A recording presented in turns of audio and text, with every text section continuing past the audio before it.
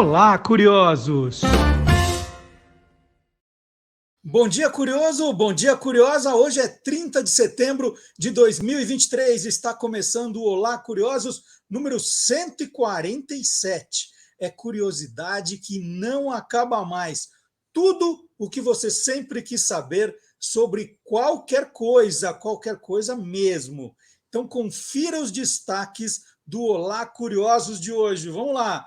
Começando com uma viagem curiosa pelo corpo humano. Você vai ficar sabendo de coisas do corpo humano que você nem imagina daqui a pouquinho. E tem também as invenções do desenho. Os Jetsons viraram realidade? É o tema do Silvio Alexandre no Universo Fantástico. Detetives do Prédio Azul em podcast. Olha que legal para a criançada entrar também. Garotada, né? Criançada, né? A garotada entrar também no mundo dos podcasts. É uma boa porta de entrada, hein? Daqui a pouquinho o Marcelo Abud vai contar. E Soltando os Bichos, uma onça em Foz do Iguaçu. Que história é essa? E tem também outra, hein? Todo mundo deve plantar árvores frutíferas? Que história é essa? É verdadeira ou farsa? Daqui a pouquinho o Gilmar Lopes esclarece. Então é tudo isso e muito mais no Olá Curiosos que está começando agora. E antes da gente começar, né, porque quando começa, aí fica aquela loucura, é só avisar mais uma vez para quem não acompanhou o programa da semana passada, que esse aqui, o 147, é o último programa semanal. Né? A partir de agora, o Olá Curiosos passa a ser quinzenal. Então, sábado sim, sábado não, nós vamos trazer o mesmo programa, né? Mas é para nos dar mais tempo para produzir o programa, né? Todo mundo naquela agitação, o mundo voltou ao normal de um jeito frenético. Então, agora, para a gente continuar fazendo o programa com qualidade, todo mundo podendo participar, nós vamos fazer sábado sim, sábado não. Você tem até mais tempo, que às vezes você fala, puxa, eu não consigo ouvir as 2 horas do programa. Agora você pode dividir em 2 partes, né? Ouvir o que você perdeu, isso é legal também. Então, agora, quinzenal. Eu explico tudo isso direitinho no programa da semana passada. Se você perdeu, depois vai lá no programa da semana passada e ouve o comecinho do programa. Aí eu explico tudo isso direitinho. Mas é só para você marcar na agenda que nós vamos pular agora o dia 7 de outubro e o programa 148 vai ser no dia 14 de outubro, certo?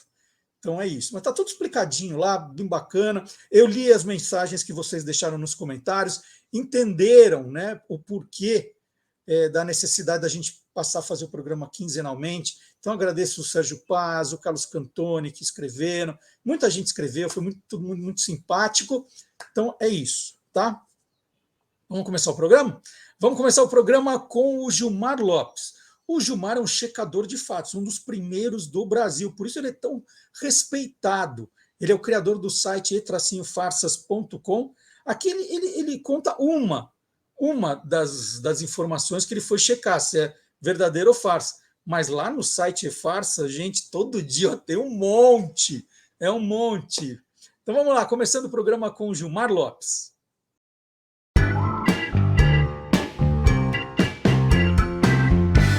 Verdadeiro ou farsa?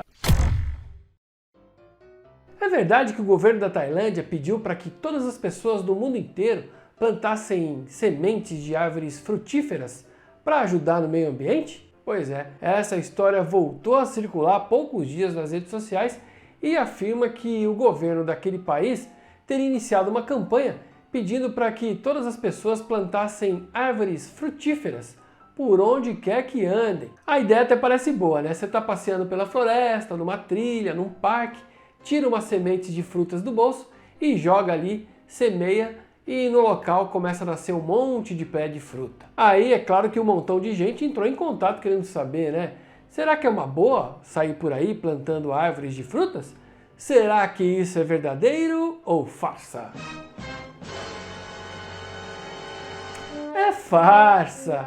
Olha, a princípio até parece ser uma boa ação, mas a plantação indiscriminada de árvores frutíferas pode causar até problemas para o meio ambiente, ao invés de ajudar. Eu fiz uma busca no Google sobre esse assunto e descobri que essa história já circulou pelo menos ali desde abril de 2019, quando já foi prontamente desmentido por vários especialistas. A maioria das frutas que a gente consome aqui no Brasil são de plantas exóticas, ou seja, são árvores que não são nativas aqui do nosso país.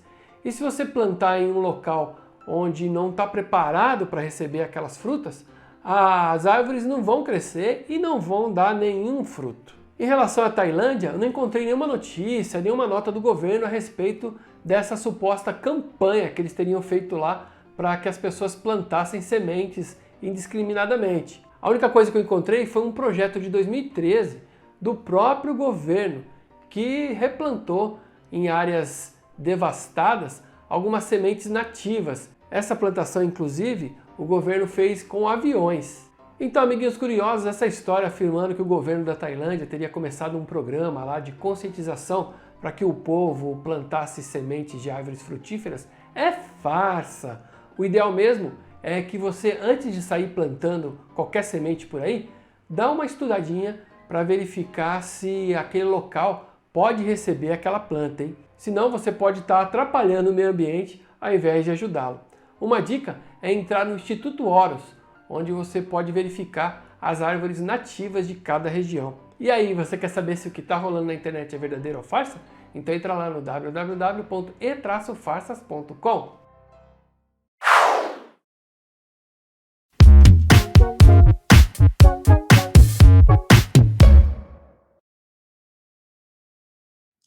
Fátima Mesquita virou especialista em transformar conteúdo complexo em vídeos, livros, textos, posts e áudios fáceis de serem entendidos por todo mundo.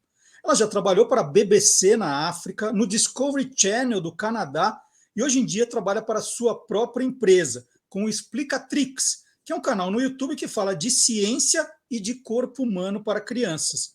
Você conhece também a Fátima Mesquita aqui do canal do Guia dos Curiosos, quando fazíamos o programa Tô Lendo, né? Fátima era a nossa colaboradora aqui. Bom, mas hoje a Fátima está aqui para conversar sobre a novidade que está chegando às livrarias. É o Anatomia, um passeio divertido pelo corpo humano, com ilustrações incríveis do Fábio Sgroy, que eu vou ficar mostrando ao longo da entrevista também.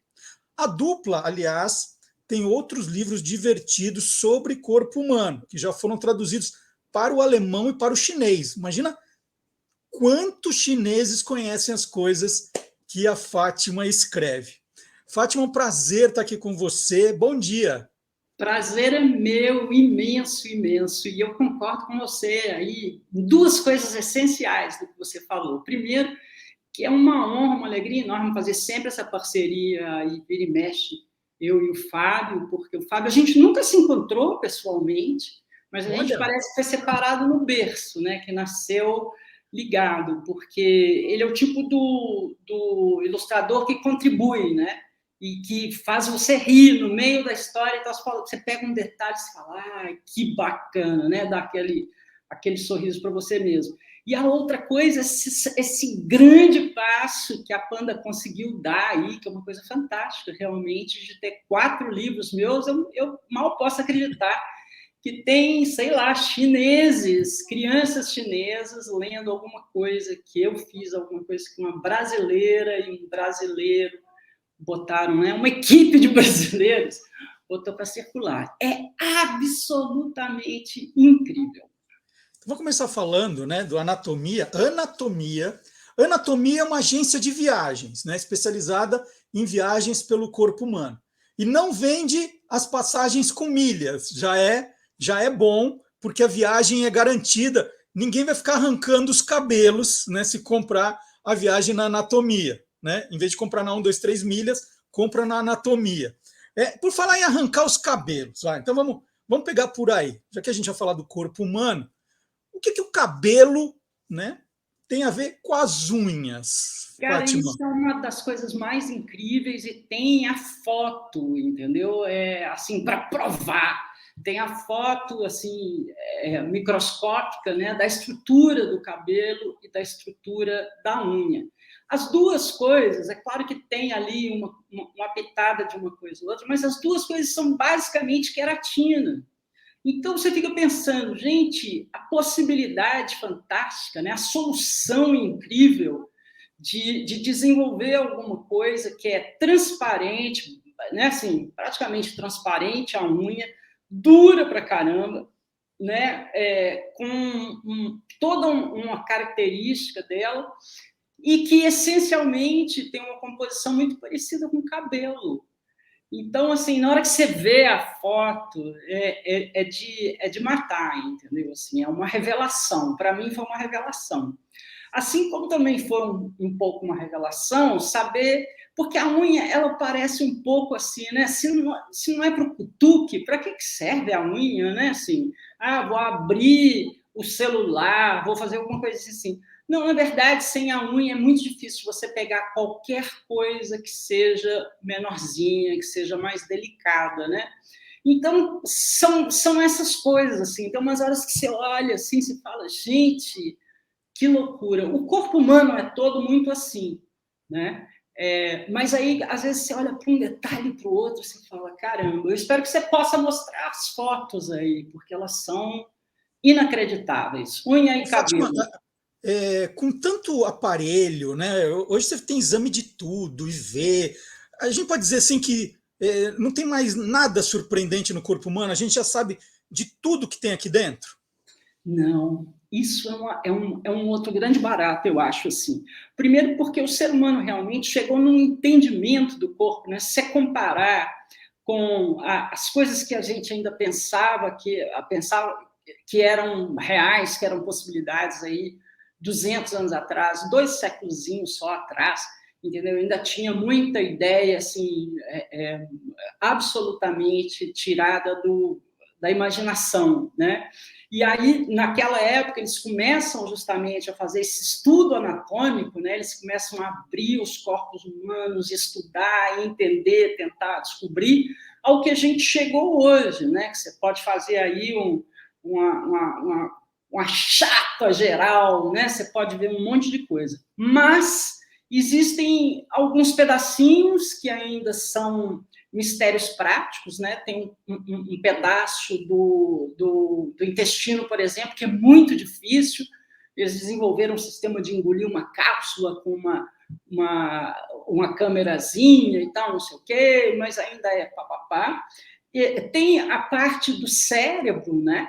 Que assim ainda está num entendimento muito grande.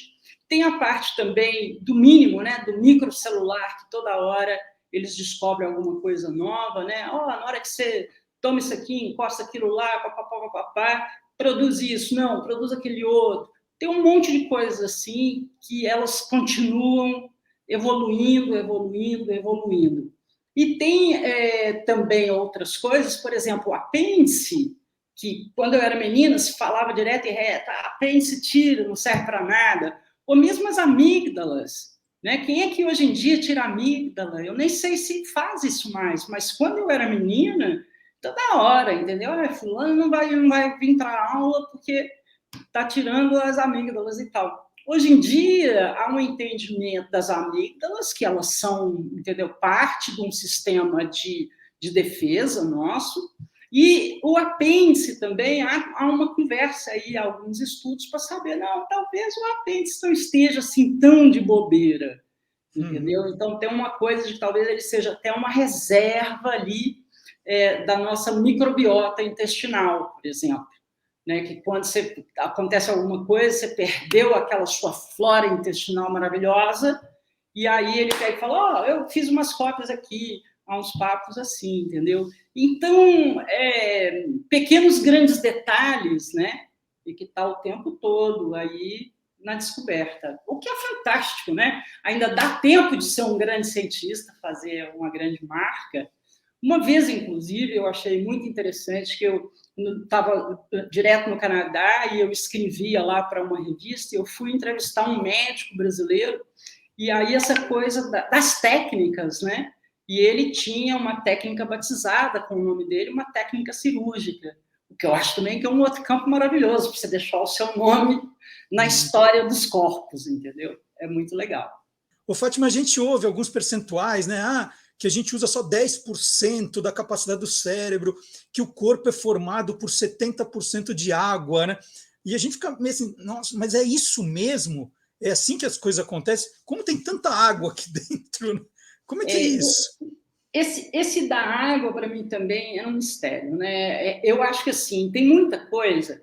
Eu acho também que eu sou de uma geração, e acho que ainda tem muita gente aí, que, por exemplo, eu nunca vi num laboratório eu entrar e olhar lá e falar uma célula do corpo humano, né? Que eu acho que, às vezes, falta isso. Eu acho fantástico quem consegue ter.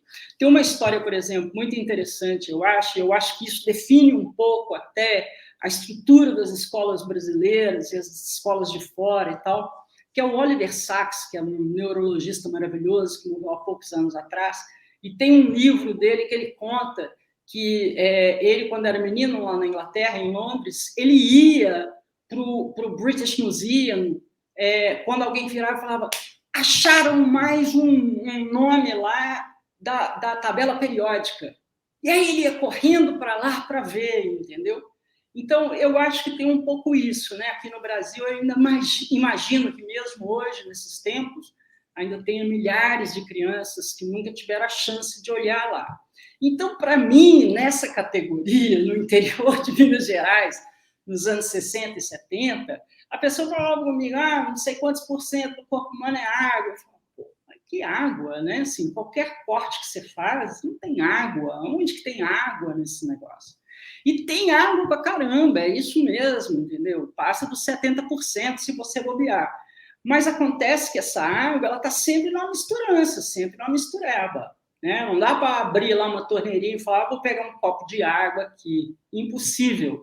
Então, água no sangue, água dentro das células, cada célula tem uma microgota de água ali dentro e no entorno delas, né? Assim, quando você pensa em muco, você está lá, vou assoar meu nariz aqui. Pô, ali também tem um monte de água, né? Assim, o tempo todo o corpo está usando, reutilizando, limpando, botando para fora, botando para dentro, te pedindo desesperadamente, bebe mais um copinho d'água aí, que nós estamos em falta. E não é só água, né? Assim, água, vou lá tomar um gole de água. É também a água que tem na fruta, a água que tem na verdura, a sopinha que você come, o molhinho e tudo mais. Mas esse é um processo realmente inacreditável. E outra coisa, de uma coisa que a gente ainda tem em abundância e que se tomar um pouquinho de cuidado com a Terra, né, com o planeta, a gente sempre tem, né? Fátima, eu costumo dizer que criança gosta muito de 2 temas em especial. Tem uma quantidade enorme de interesses, mas dinossauros e corpo humano, as crianças amam.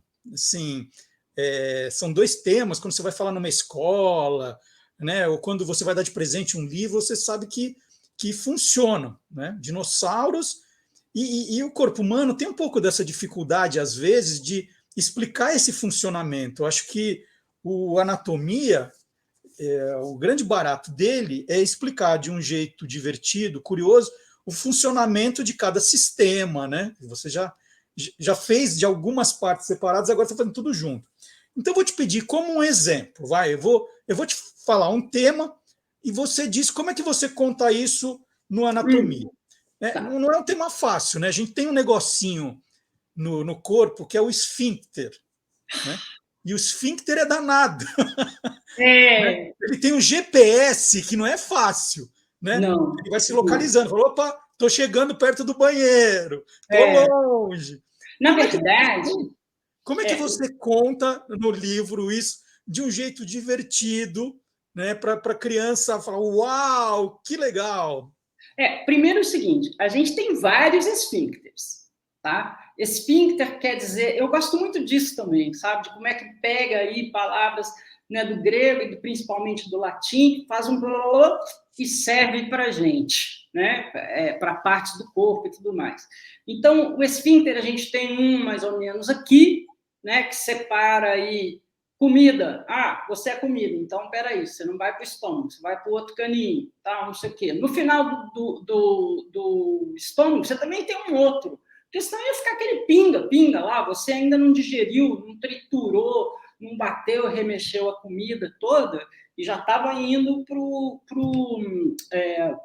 intestino. Então, não dá. Então, também tem portinhola. E depois você tem portinhola na bexiga e também lá na saída do furuquinho.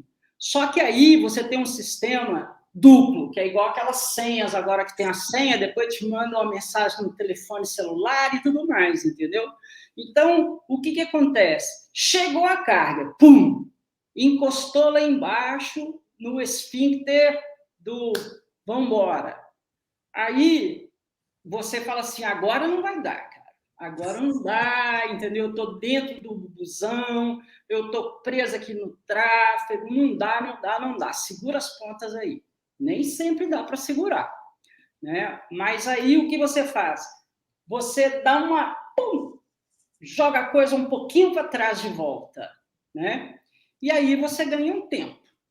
Agora tem que ficar esperto com esse tempo, porque o intestino não está sabendo que você está enrolando por causa disso. O intestino está achando que, pô, está aqui, eu vou trabalhar. Né? Se está aqui na minha área, eu vou continuar puxando água dele. Então, se bobear e demorar muito, depois o negócio está seco de um jeito que não tem condição. Né? O sistema foi feito para mandar embora bolinho de barro, não foi feito para mandar pedra e barra de metal. Né? Então, aí depois a gente paga pelas consequências, entendeu? Então, tem esse sistema duplo. Então, um meio que você não controla e o outro meio que você controla. Porque também se der uma dor de barriga, se falar, velho, não dá mais, entendeu? Aí ninguém segura. E a bexiga faz mais ou menos a mesma coisa também.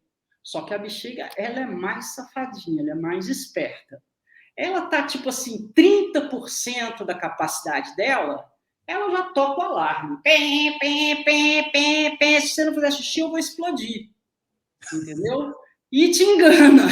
E você vai, não, eu vou, porque senão não vai ter como. Mas se você fosse olhar mesmo, estava lá, aquele espação.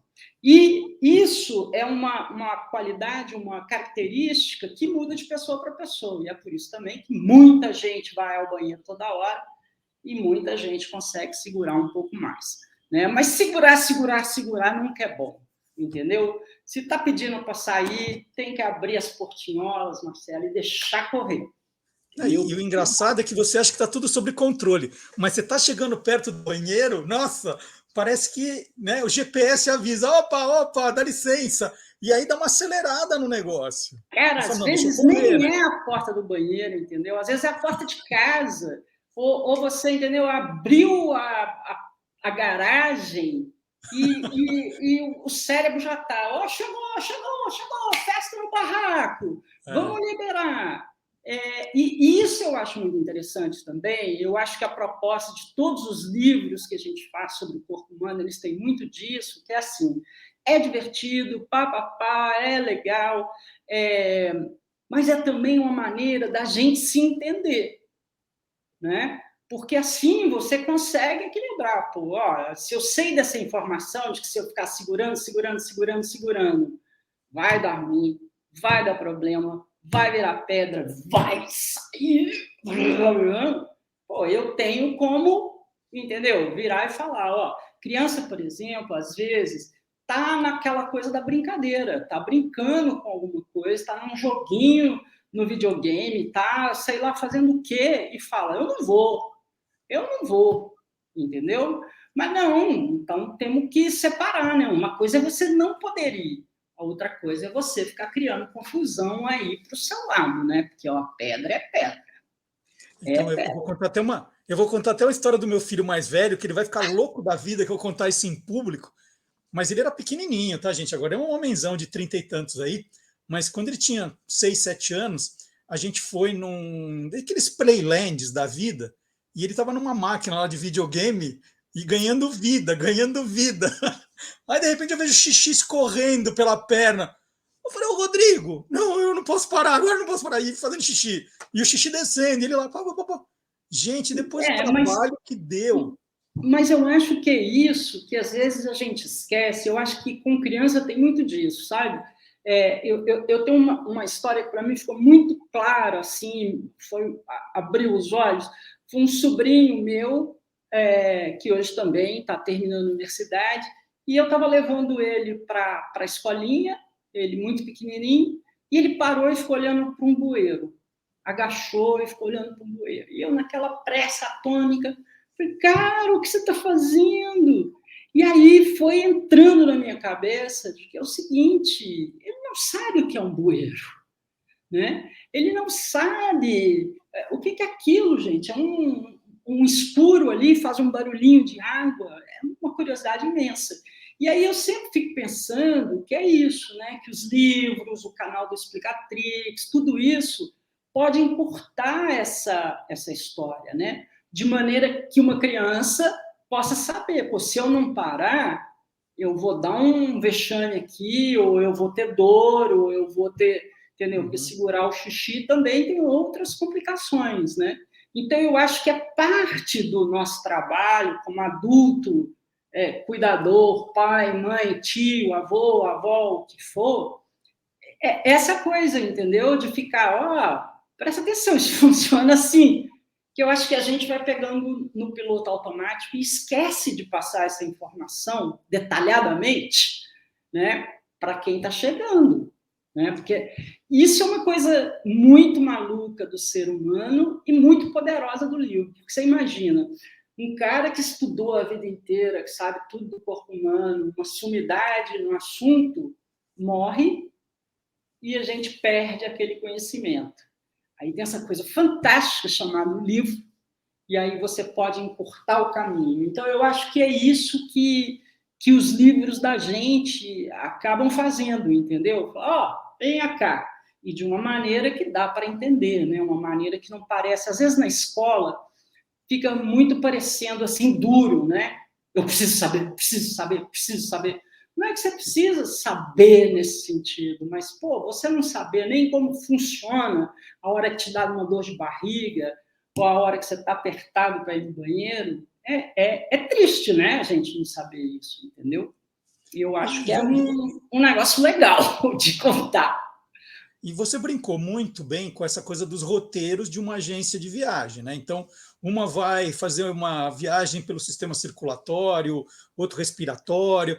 E você brincou também com uma coisa que chama a atenção, que são os nomes, né, de tudo que a gente tem aqui dentro. Tem os nomes mais engraçados, que tem muita gente que não sabe, né? O que é o sistema tegumentar, por exemplo? O sistema tegumentar no latim, quer dizer que é uma cobertura. A cobertura que a gente tem, cada centímetro da gente tem, é a pele, né? Ela pode ter assim essa carinha aí de mucosa, né? Tipo na boca e tal, não sei o quê. Ela tem uns pedaços que tem cabelo, né? Pelo, tem uns outros pedaços que não. Ela é mais fina num lugar, mais grossa no outro, mais sensível num lugar, menos sensível no outro. Mas essa cobertura é uma cobertura maravilhosa. E tem nomes que vão ficando muito complexos, né? Mas, na verdade, quase tudo, se você partir aos pedaços, você consegue entender. E falando em partir, tem um termo que se usa muito, né, na descrição do corpo, dessas coisas, que são lobos, não é lobo, são lobos, mas parece, né? Na hora que você lê, você fala, o que esse lobinho está fazendo aqui, né? E quer dizer exatamente parte, né? Então, por exemplo, você pega o pulmão também eu acho isso muito divertido, né? Porque quando você vê um desenho assim de pulmão, você fala, pô, o pulmão são duas partes que parece que fez uma cópia, né? Você aqui tem os mesmos elementos. Nananina, não. Né? O pulmão do lado direito, ele tem 3 partes, ele é um pouquinho maior, ele tem 3 lobos, e o pulmão do lado do coração, do lado esquerdo, ele tem só 2 lobos, porque ele tem que abrir espaço, porque o coração ele fica ali, entendeu? O espaço dentro da gente ele é caríssimo, né? Assim, é disputado a tapa. Né? Se a gente fosse vender como imóvel, ia dar uma fortuna, porque todo mundo ali, cada órgão, cada pedacinho, aqui é meu campo, não se mete, entendeu? Encosta aqui, não encosta lá e tal. é super bem ocupado, né? E aí uma outra coisa, então você tem o lobo e você tem o lóbulo. Esse aqui, por exemplo, é o lóbulo da orelha. E esse final quer dizer inho, né? Pequenininho. Então você tem o lobo e você tem o lóbulo, que é o lobinho, né? Um lóbulo pequenininho. E da mesma maneira, uma outra palavra que eu adoro é músculo, que quer dizer camundongo pequenininho em latim. Então você tem aí, maravilhoso, é maravilhoso. Eu choro de rir quando eu vejo essas coisas, entendeu? E você vê também, porque eu acho que quando você pega esse nome que vem lá dos tempos da antiguidade e tudo mais, pelo menos na nossa cultura, né? Porque a nossa cultura, ela pega um pouco uma coisa árabe há um certo tempo, né? Mas ela bebe muito mesmo das coisas lá da Grécia e da Roma Antiga, apesar da influência árabe na medicina ser muito grande, né? Na medicina, na matemática, nas nossas artes e tudo mais. Mas aí você tem... você fica imaginando o seguinte, como é que eles chegaram a esse nome, né? O que eles viram, o que eles pensaram, o que eles sentiram para chegar a esse nome. O que vem também é uma outra coisa, porque vira e mexe, alguém reúne aí e tal, não sei o que, e fala, vamos trocar de nome, que esse nome aqui não tem nada a ver. As pessoas achavam que era isso, na verdade é isso, e aí trocam um pouco de nome. O que me leva a uma outra coisa importante, que é o seguinte: quando a gente fala nos sistemas do corpo humano, você tem, às vezes, variações, né? Então, você pega um livro e ele fala, sei lá, temos 10 sistemas, aí um outro fala 11, aí um usa esse nome, excretório ou digestório, ou essas coisas. Então, também não existe, sabe, tipo a mãe na sua casa que vira e fala, pega os 4 filhos, 3 filhos e fala, aqui é assim, entendeu? Aqui isso é palavrão, isso não é palavrão, isso aqui pode, isso aqui não pode, né? Pai e mãe que faz isso, né? Então não tem, sabe? Então você tem correntes. Então isso é uma coisa que eu gosto de avisar, porque às vezes a pessoa pega e fala, pô, mas por que está chamando isso dessa maneira quando o outro livro lá chama não sei o quê? Então não está na lei, entendeu? A regra não é clara. O jogo não é assim. Mas o camundongo, alguém chegou a alguma conclusão? Por que virou aí músculo? tem um monte de coisa, né? Porque essas coisas também, quando elas são muito antigas, chega uma hora que ou alguém descreveu lá, literalmente, estou botando o nome de camundongo porque acho isso, isso, isso, é uma coisa. Na maioria das vezes, você chega a conclusões, né? Conclusões que podem ser mais fundamentadas ou menos fundamentadas. No nome das coisas é meio complicado, né? Você consegue achar, por exemplo, coisas... Eu acho que o nome das coisas, comida, sabe? Porque eu fico sempre pensando, pô, quem é que resolveu pela primeira vez botar comida no fogo? Estava se comendo antes, né? Entendo que a pessoa na praia pode ter ido lá lavar uma coisinha assim que estava suja de areia, meteu aquilo na água, botou na boca. O sal? Entendeu? Mas tem uns pedaços que você fala, cara, como que alguém... É acidente, né? Assim, queria fazer uma coisa, fez outra. O que foi? Foi por acaso? Então, a do músculo eu não achei nada que me soasse convincente, entendeu? Assim, que falasse, tá legal. Aqui eu compro essa ideia. Não deu, não, cara. Fátima, vamos falar um pouquinho do projeto Explicatrix, que daqui a pouco a gente vai encerrar. E é um projeto que vai virar livro, uma série de livros, na verdade. Conta um pouco o que é o Explicatrix, como ele nasceu. Então, o Explicatrix, primeiro, a gente volta lá para o latim, né? Então, plica em latim é uma dobra. E um assunto, ele está dobrado, escondido, oculto. Então, você desdobra, abre, revela. E é isso que é explicar, né? É você revelar, abrir. Então, o Explicatrix, ele nasce um pouco disso. E ele já estava sendo gerado, e aí chegou a pandemia. Aí a gente falou, bom, agora acelera. Né? Então, na pandemia, ele foi mesmo assim, fez um... E é um canal onde a gente explicou muita coisa da pandemia, mas a gente também explica o piolho, o que fazer com o piolho, né? Tosse, uma solução super legal, porque o abacaxi ele tem uma coisa chamada bromalina, que tem essa capacidade expectorante. Então, dá para você fazer em casa, mesmo se você estiver no meio do mato, não tem mais nada, você faz o seu próprio xarope ali e tal, e se vira legal. Aí a gente foi, entendeu? Muita coisa de defesa do corpo humano, né? Como que funciona uma vacina e tudo mais. E aí aquilo foi crescendo, acabou que a gente ficou fazendo um material grande sobre primeira infância para a Universidade de Minas Gerais, outras coisas apareceram, e agora a gente está caminhando para uma coleção maravilhosa, que está ficando muito legal, deve sair no começo do ano que vem, mas eu acho que ainda não vou dar o tema não, né?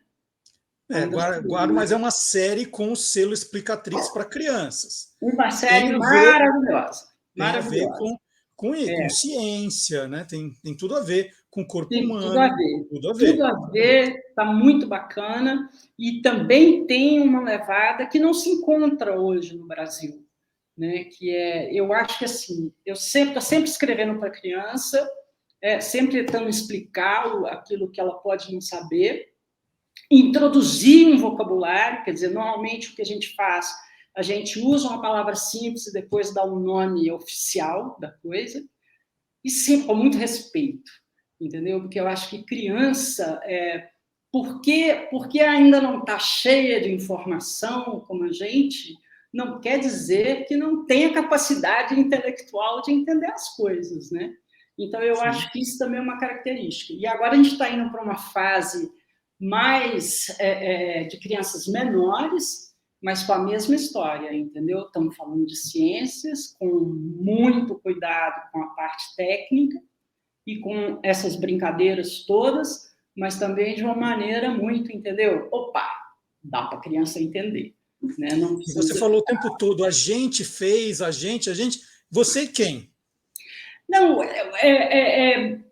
primeiro, eu gosto de usar o agente pelo seguinte, não tem nada que você faça na vida que você faça sozinho, né? Assim, mesmo eu, quando estou escrevendo, eu estou pesquisando, eu estou bebendo de outras fontes, né? Eu estou trocando figurinha com pessoas, tem um pessoal da editora que me ajuda, fala, Fátima, aqui, presta atenção, você começou a correr sozinho para o lado de lá, volta aqui, volta aqui, volta aqui. Mas no caso do Explicatrix, na verdade, sou eu e uma grande amiga minha, amiga dos tempos de faculdade, que também trabalha com a mesma coisa, até com uma levada muito de saúde, que é a Maia Sangawa, e que nós nos reuníamos, na época também uma outra amiga minha, essa foi minha amiga de colégio, né? Que hoje seria o fundamental, né? E que é médica, professora da UFMG, que juntou também para balizar a parte técnica, e aí a gente saiu fazendo um Explicatrix, e essa coleção vem assinada tanto por mim quanto a Maia Sangawa. Mas eu acho que esse coletivo é sempre pertinente, viu, Marcelo? Porque é muita mão para ajudar, né? Por exemplo, o Fábio, sem as ilustrações do Fábio, 50% da graça, da leveza, do entendimento, né, vai-se embora. E aí, acho que as pessoas nem sabem, né, quantas pessoas são envolvidas, como o processo de se fazer um livro é complicado, né, entre revisores, diagramador, ilustrador, e a parte legal e tudo mais, entendeu? É um caminhão, mas é um prazer enorme. Isso aí. Então, a Fátima apresentou hoje para a gente o Anatomia, está aqui, ó, um passeio divertido pelo corpo humano, com ilustrações do Fábio Sgroy, que a gente foi vendo ao longo da entrevista. O livro tem um pôster também, gente, super bacana. Deixa eu mostrar o pôster aqui, ó. Então, essa ideia do pôster é simplesmente maravilhosa. que mostra todos os sistemas. A gente falou aqui, cadê? O Tegular deve estar por aqui, ó. Onde ele está? Acho que é bem no começo, não é? No Sempre livro, é o primeiro. Era o primeiro, eu fui para o último. Está aqui, ó, gente. Então tem esse. Eu acho muito legal. O tegumentar até, ele não tem muito detalhe, né? Porque ele é o corpo inteiro, mas depois você tem outros pedaços, né? Mas é muito legal isso, viu? Né? E eu fico pensando... Agência de viagens, ó. E eu gostei de ver lá, me colocou lá, velhinho e tudo. Uma coisa que eu acho que é muito legal, porque eu já dei aula para o 4º ano primário, né? E é exatamente isso, né? Os livros, às vezes, são muito chatos, né? E eu acho que é difícil. Eu acho que ainda é difícil. Por exemplo, hoje eu fico pensando, eu queria um livro que me desse o tamanho e o peso das coisas, por exemplo. Entendeu? O que é o coração? O coração é mais ou menos isso aqui, a sua mão. Né? Então, essas coisas, né? Porque parece tão esquisito que tem isso tudo lá dentro, e a maneira prática de mostrar é você mostrar um elemento por vez, né? Bota tudo junto. É muito louco. É isso. Mas quem quiser matar a saudade da Fátima, também no canal do Guia dos Curiosos, no YouTube, quem for em playlists vai achar todas as participações da Fátima no quadro Tô Lendo, né? Que a gente pegava sempre uma palavra, tirava de um dos clássicos e ela explicava a origem, o contexto. Isso. Muito bacana. Numa coleção que ela faz também dos clássicos da língua portuguesa e clássicos internacionais, as duas pela Panda Books, né? Todas as notas divertidíssimas são da Fátima. E a gente falou do Anatomia hoje aqui. Agradeço demais, viu? Eu que agradeço. Ótima conversa. Sempre aprendo bastante. Prazer muito imenso. Obrigado. Valeu. Um beijo, Bom gente. final de semana. Obrigadão. Então, aprenderam tudo sobre o corpo humano? Legal, né? Muito legal esse papo com a Fátima Mesquita. E quem quiser lembrar do quadro que a Fátima fazia, é só entrar no YouTube do Guia dos Curiosos. Então, procura YouTube do Guia dos Curiosos, tem lá a nossa página, e tem playlists. E vocês vão achar a Fátima, tudo que ela fez quando nós tínhamos o programa Tô Lendo. Ela participava e fazia um quadro também. Então, a Fátima Mesquita é ótima para contar essas curiosidades. Então, fica o recado aí. E agora chegou a hora do Silvio Alexandre, aquela pergunta que eu sempre fazia. Falei, mas vou perguntar para quem? Vou perguntar para o Silvio Alexandre. E a gente ficava vendo algumas invenções dos Jetsons durante a pandemia, quando a gente começou a fazer home office, não sei o quê, todo mundo falava assim, olha só, os Jetsons já estavam prevendo isso nos anos 60, né? 60 anos depois, apareceu. Eu falei assim, poxa, será que a gente consegue descobrir o que vingou e o que não vingou? Eu falei, vou perguntar para o Silvio Alexandre, vamos conferir?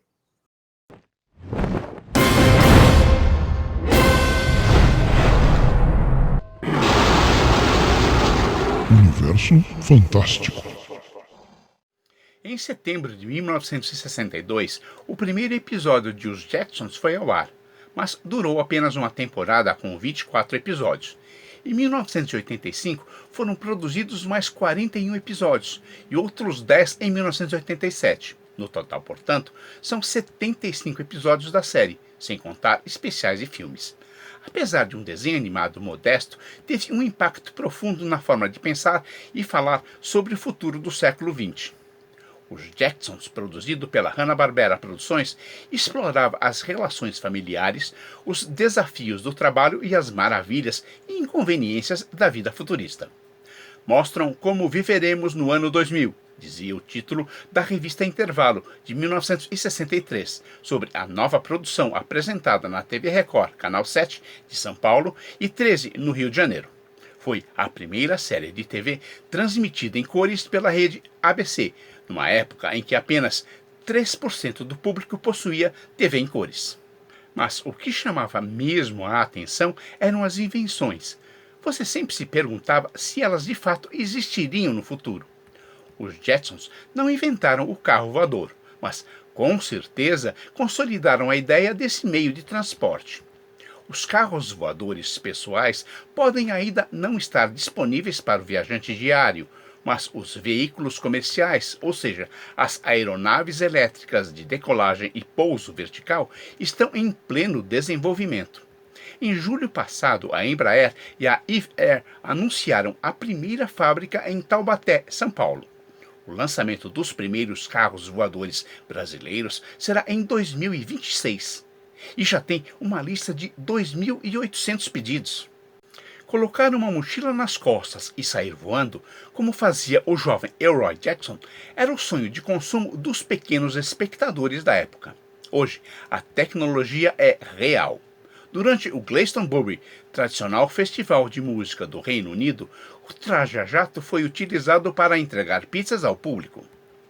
Agora, sucesso mesmo foi quando, em 2001, a Acadêmicos do Grande Rio marcou a história do carnaval brasileiro, colocando o primeiro homem voando na Marquês de Sapucaí. Nos Jacksons, os relógios deixaram de ser um objeto apenas para mostrar as horas. Era possível assistir à bilionésima reprise dos Flintstones na TV de pulso. O primeiro relógio inteligente foi o HP-01, de 1977, um relógio de pulso digital com calculadora, despertador, cronômetro e calendário. Operava com 28 teclas com caneta. Em 2015, foi lançado o Apple Watch, uma linha de relógios inteligentes criado pela Apple, que combinava vários recursos de smartphone. Nos Jacksons, visitar a Lua era uma atividade tão casual quanto ir à praia. Assim, uma viagem para acampar na Lua era o destino perfeito para um grupo de escoteiros. Atualmente, algumas empresas já começaram a oferecer voos de turismo espacial. A NASA é parceira da SpaceX, de Elon Musk, para missões comerciais. E Jeff Bezos, o dono da Amazon, levou o capitão William Shatner, a lenda de Star Trek, para sua primeira viagem ao espaço. Estes são apenas alguns exemplos sobre as tecnologias previstas que viraram realidade. Mas, apesar de apresentar um futuro emocionante, a série Os Jacksons refletia apenas a vida conservadora de uma família de classe média americana dos anos 1960. Não há um personagem negro, homossexuais nem se fala. Sim, a série queria retratar a vida familiar no futuro. Só que existe um problema. O presente continua alcançando o futuro. Informou Silvio Alexandre, muito saudoso dos desenhos da Hanna-Barbera, para o universo fantástico do Olá, Curiosos! Bom, o Silvio conta curiosidade aqui do universo fantástico. Mas agora eu vou contar uma curiosidade sobre o Silvio. Agora inverteu, Silvio. No domingo passado, eu e o Silvio estivemos no lançamento desses dois livros aqui. Vou mostrar direitinho. Alex Aran e os Guardiões da Escuridão. E esse aqui, Alex Aran, do lado mais escuro. Os dois da Shirley Souza. Dois já saíram, vai ser uma trilogia. Está aqui, literatura fantástica para quem gosta. E aí nós estávamos num lugar bem bacana no lançamento, um restaurante temático chamado Casa Medieval, com o som de um grupo chamado Vento Celta. Foi um lançamento bem incrível. Eu estava ali na fila de autógrafos, confraternizando, muitos amigos estavam por ali, muitos autores, bastante gente que eu conhecia. Estava o Silvio, conversa daqui, conversa dali, e o Silvio chegou e falou assim, deixa eu te apresentar, essa aqui é a minha filha, a Diana Esteves. E aí, conversando com a Diana, ela contou que, olha só, DNA, o que é o DNA, que ela tem um quadro também numa rádio de São José dos Campos, que é gravado para o YouTube também, sobre mundo pet. Mundo pet. Achei o máximo, né? Não sabia. Não tinha ainda tido o prazer de conhecer a Diana, não sabia que ela fazia rádio, eu fui assistir, né? Aí fui assistir. Quem quiser, eu vou até mostrar aqui, olha, é só abertura, estou mostrando umas fotos da abertura do programa, é que a gente nunca sabe se pode mostrar o vídeo ou não, como ele está no YouTube, ele pode ser bloqueado, então eu estou mostrando só as fotos. Mas quem quiser acompanhar o programa da Diana Esteves, procura no YouTube, Mundo Pet com Diana Esteves, Rádio e TV e Imprensa, né? É de São José dos Campos. É bem bacana esse trabalho. Conheci, então, a Diana, filha do Silvio Alexandre, que bacana. E deixa eu falar de um outro assunto também que me deixou bastante emocionado essa semana. Na segunda-feira, nós tivemos a estreia do revival Elas por Elas, a nova novela das 18 horas da Rede Globo. Essa novela, na verdade, ela já foi, não essa exatamente, né, mas essa ideia foi exibida em 1982, novela do Cassiano Gabus Mendes, uma novela de muito sucesso, deu muito que falar, o Elas por Elas, em 82. E tinha um personagem lá que, nossa, entrou no meu coração, o Luiz Gustavo. O Luiz Gustavo, que fez o personagem Mário Cury, mais conhecido como Mário Fofoca, um detetive atrapalhado, desajeitado, né? E que, segundo a sinopse, ia aparecer só nos capítulos iniciais, e aí ia morrer. Aí o personagem fez tanto sucesso, mas tanto sucesso, que acabou ficando na trama. O personagem do Luiz Gustavo Mário Fofoca é interpretado agora pelo Lázaro Ramos. O Lázaro Ramos é que está fazendo o papel do Mário Fofoca. Então, novela das 18 é um horário complicado para ver, mas sempre que der, vou dar uma acompanhadinha para prestigiar ali o Lázaro Ramos, e mais do que isso, o Mário Fofoca. Vamos assistir, eu aproveitei, já que a gente está falando do Elas por Elas, do Mário Fofoca, resgatei um trecho de um programa do Quem Te Viu, Quem TV, com Magalhães Júnior, resgatei para a gente relembrar, então, do personagem Mário Fofoca, do Luiz Gustavo, lá de 82. É o que a gente vai rodar agora.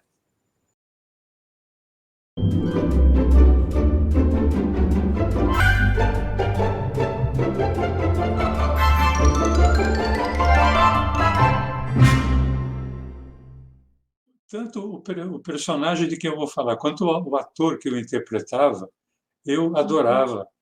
Nós já falamos dele várias vezes aqui, que é o Mário Fofoca, né, que era interpretado pelo querido e saudoso Luiz Gustavo.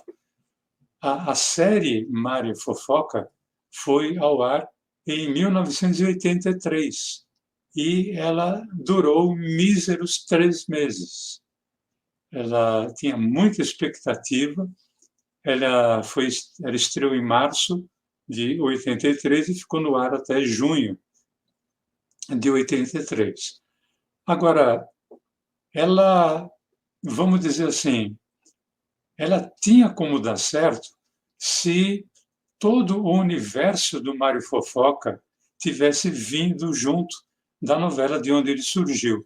Porque o Mário Fofoca surgiu como um detetive atrapalhado vivido pelo Luiz Gustavo numa novela chamada Elas por Elas, de 1982. Na novela, aliás, o personagem fez tanto sucesso nessa novela que muitas vezes as pessoas diziam: eu vou assistir o Mário Fofoca. Não falavam: eu vou assistir Elas por Elas. Né? E teve vezes, você também acompanhou muito essa novela, assim como eu, assim como o Brasil inteiro, teve episódio que era só ele. Só que Mário Fofoca tinha um universo, era constituído pela família, e essa família tinha o Felipe Caroni como pai, a Ana Ariel como mãe e a Sandra Breia como irmã. Era um núcleo importantíssimo. A sua principal cliente, a cliente do Mário Fofoca, detetive, era interpretado pela Eva Vilma, que por ele acabou se apaixonando. Só que o Mário Fofoca, ele era apaixonado pelo personagem da Cristiane Torlone, que era a Cláudia, que por sua vez era apaixonada pelo René, que era o melhor amigo do Mário Fofoca, que era interpretado pelo Reginaldo Farias. Na série, no spin-off, desse universo do Mário Fofoca, só restaram o pai e a mãe, em relação a novela. E os personagens criados para a série, como, por exemplo, o Donato, que foi criado como um outro amigo do Mário Fofoca, que era interpretado pelo Osmar Prado, acabou não tendo tanta força. E teve um outro detalhe também, Marcelo. Um pouco antes da série ir ao ar, Mário Fofoca estreou no cinema As Aventuras de Mário Fofoca, que basicamente, também pelos mesmos motivos, já não teve grande sucesso. Então, a série já começou um pouco para baixo, devido ao não sucesso do filme. Bom, e a história, né, eu escrevi, tinha ali 18 anos, era fã do Mário Fofoca, e escrevi um roteiro do meu jeito, né? Eu não conhecia muito a técnica de roteiro, mas escrevi um roteiro e falei assim, vou mandar para eram quatro autores do seriado que se revezavam, cada um fazia uma semana. E o que eu conhecia, vendo os créditos, era o Carlos Eduardo Novaes. Eu tinha os livros do Carlos Eduardo Novaes na prateleira e falei assim, vou fazer o quê? Eu vou mandar para a editora do Carlos Eduardo Novaes. Eu peguei o endereço, editora nórdica, e mandei uma carta para ele. Mandei uma carta dizendo que eu era fã do Mário Fofoca e que eu queria mandar um roteiro para ele. E aí o Carlos Eduardo Novaes me respondeu, gente. Ele me mandou uma resposta e é muito linda essa carta que ele mandou. Mas a parte que eu mais gosto seu roteiro está muito bom, com muitas externas, como gosta da Globo, muita ação, os personagens são engraçados e você pegou como poucos o espírito do Fofoca. Vou tentar dar um tratamento de televisão a ele para colocá-lo no ar. Pode ficar tranquilo que não esquecerei de mandar botar seu nome nos créditos como autor. E eu publiquei essa semana no meu Instagram, quem quiser ver lá no MD Curioso, ou no Guia dos Curiosos, tem a carta na íntegra para quem quiser ler. E aí fiquei muito, muito feliz. Só que essa carta aqui é de 5 de maio de 83. E aí eu fiquei, né? Falei, puxa, Carlos Eduardo Novaes me respondeu, que legal. Até tem a assinatura dele aqui no verso, né, tipo um autógrafo. Ele me respondeu, que legal, né? E aí ficava todo domingo ali falando, será que é hoje o meu episódio? Será que é hoje o meu episódio? Só que o seriado Mário Fofoca, ele teve só 17 semanas, ficou só 17 semanas no ar, dava 3 meses e pouquinho. E ele saiu do ar justamente em junho, um mês depois da carta, nem deu tempo. Essa foi a minha quase estreia na TV Globo, aos 18 anos, mas não deu certo. Mas eu fiquei tão feliz, mas tão feliz com a carta do Carlos Eduardo Novaes, falei, não, vou ficar tentando, vou continuar tentando, e depois, aí sim, no ano seguinte, foi meu primeiro trabalho como roteirista para televisão, foi na TV Tutti Frutti. Acho que já mostrei esse disco aqui. É uma criação do Eli Barbosa, passava na TV Bandeirantes, e o meu professor aqui foi o Messina Neto, que era o chefe dos roteiristas. Aprendi demais com eles. Então, quem quiser dar uma olhadinha na carta, na íntegra do Carlos Eduardo Novaes, dá uma olhadinha no meu Instagram, né, Guia dos Curiosos ou MD Curioso, a carta está lá. Muito, muito feliz de relembrar isso agora que a novela reestreou. Quer dizer, não é que ela reestreou, que ela agora está sofrendo a gente chama de revival, né? Você pega e dá um olhar diferente, mais moderno para um clássico. Então é isso. Agora, atenção, um pouco de filosofia. Vamos chamar o professor Ward Marx.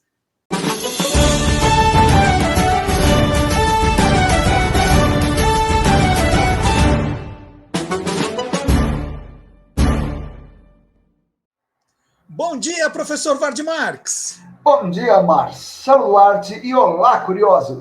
Olá, curiosos, filósofos curiosos.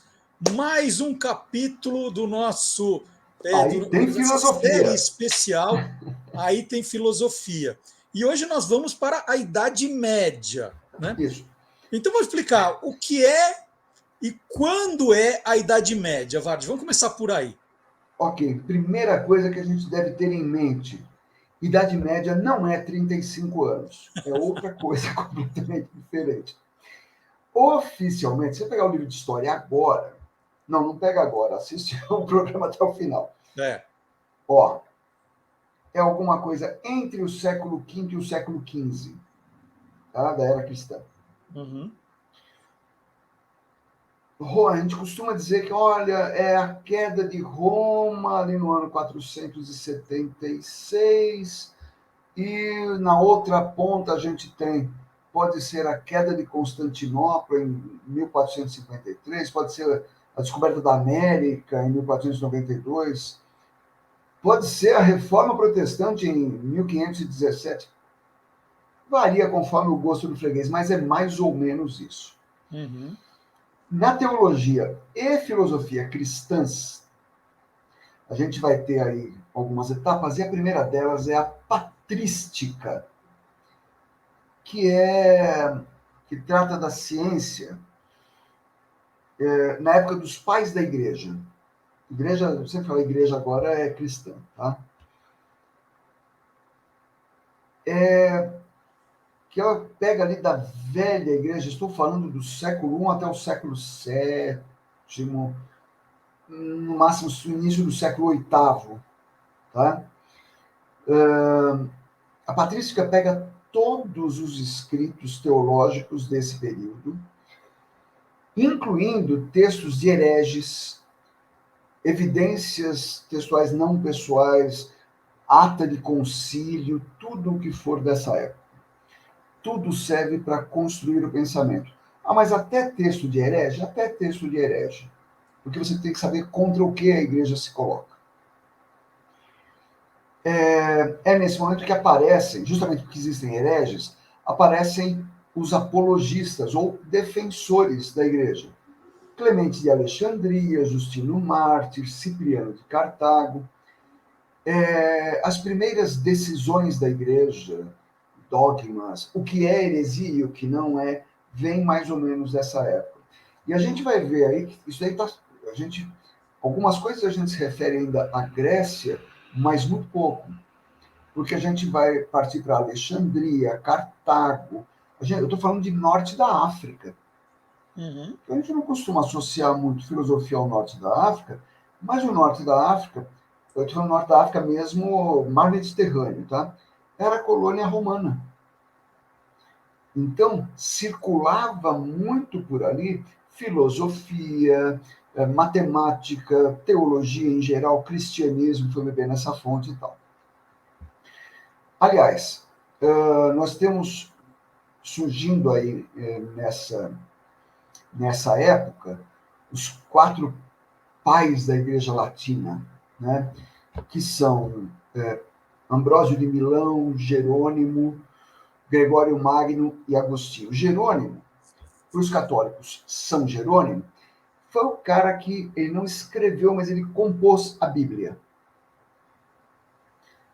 A Bíblia não foi escrita, ela foi composta. Porque Jerônimo, que é o padroeiro dos bibliotecários, Jerônimo foi o cara que juntou um monte de livros que eram tidos como sagrados aqui, mas não eram ali. Foi juntando e falou: olha, esses aqui são os livros sagrados e tal. Ele escolheu um monte deles e deixou um monte de fora.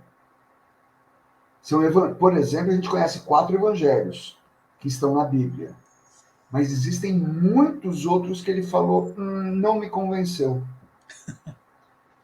Então, é bom, né, quem quiser se aprofundar no estudo da Bíblia, por exemplo, ou do cristianismo, saber que existem um monte de outros textos. E esses filósofos bebem na fonte do estoicismo, né? Lembra do não me importismo? As coisas não importam nem prazeres, nem sofrimento, porque vão se importar com o quê? Com a graça divina. Eles têm pontos em comum com o ceticismo, que é não acreditar em qualquer coisa, mas é a doutrina de Platão, em especial que veio depois de Plotino, que era chamada de neoplatonismo, que é o grande referencial. O principal desses caras aí, desses padres da igreja, que deu uma estrutura imensa para o pensamento cristão, é Agostinho de Hipona. Hipona é norte da África, que ele viveu ali entre o século IV e o século V da era cristã. Ele escreveu 2 obras. Um é um livro chamado Confissões, que conta a conversão dele. O Agostinho, que os católicos chamam de Santo Agostinho, de santo, ele não tinha nada, esse cara era da pá virada. Assim, filho ilegítimo com mulher casada. Este foi o cara que, numa oração, ele escreveu: ó Deus, dai-me a castidade, mas não agora. Tá? Ele sabia o que ele queria e quando. Mas ele se converteu. E ele escreveu isso em Confissões. E depois escreveu uma obra monumental, filosófica, chamada A Cidade de Deus. A Cidade de Deus é o cristianismo.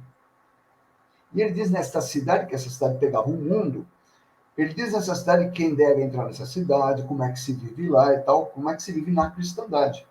É considerado o fundador da filosofia cristã. E, inicialmente, ele se voltou contra os céticos, porque os céticos diziam: ah, não, eu duvido de tudo. Não tenho nada, é possível ter certeza. Ele falou: Isso depois Descartes, o filósofo René Descartes, no século XVII, vai retomar essa ideia. E ele escreveu, Agostinho escreveu na Cidade de Deus: ah, vocês duvidam? Então, se eu duvido, eu sou. Porque não tem nada duvidando. Então, se eu duvido, eu sou. Se eu estou duvidando, eu existo. Descartes foi o cara que mudou a frase para: se eu penso, logo existo. Bebe nessa fonte aí. Os sentidos, vejam o platonismo aí, os sentidos podem ser enganados, mas a verdade das ideias, assim como a matemática, por exemplo, permanece indubitável, você não pode duvidar. É por causa da sua ideia de um mundo espiritual e físico separados que Agostinho via no platonismo algo muito próximo do cristianismo. E ele, Agostinho, nas suas obras, nos explicou: o mal, não existe o mal em si. Mal é a ausência do bem. O que existe na sua vida é o bem. Se você não construir o bem na sua vida, aí você conhece o mal. Está em você, portanto. Construa o bem. Outra, existe um pensamento científico que diz: ah, de nada, nada vem. Tudo tem uma causa. Ele fala: ah, é? Pois existe uma causa primeiro. Existe uma criação que vem de nada. É a criação de Deus. Não existia luz e Deus disse: faça-se a luz. Como Deus parece ter usado um fósforo, porque ele disse fiat lux e fez-se a luz. Ele também é um dos que defende a ideia de Felix culpa. Quem que é esse tal de Félix? Não é nome de gente. Felix culpa em latim significa feliz culpa. Feliz culpa de Adão. O pecado original de Adão, a queda de Adão, comeu a maçã, foi expulso do paraíso. Poxa, ainda bem que ele fez isso. Porque todos nós nascemos com o pecado original. A Felix culpa. Porque essa culpa do Adão permite que a gente conheça o Redentor. A gente só conheceu Cristo por causa da Felix culpa. E a fé precede a razão. Antes de mais nada, acredite. Mas depois pense a respeito. Porque a razão, o raciocínio é importante para confirmar a fé. No início do século VI, a gente teve um cara chamado Boécio, que pegou uma obra do Aristóteles, o Organon, e traduziu para o latim e comentou. Do século VI até o século XII, foi a única obra de Aristóteles que os cristãos tiveram acesso. Aguardem, nos próximos capítulos, vamos ver que esse Aristóteles, que não existia na Europa, existia para os muçulmanos, que estavam pintando e bordando com Aristóteles. É nessa época também que os mosteiros vão ser os centros de conhecimento, porque tudo que era livro ia parar nos mosteiros, como a gente vê lá no filme e no livro O Nome da Rosa.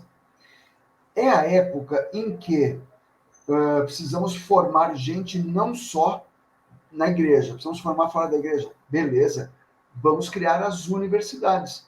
Bolonha, Oxford, Paris, universidades criadas para se formar as pessoas. E a base da educação eram as 7 artes liberais, como eram chamadas. Tinha o trivium e o quadrivium.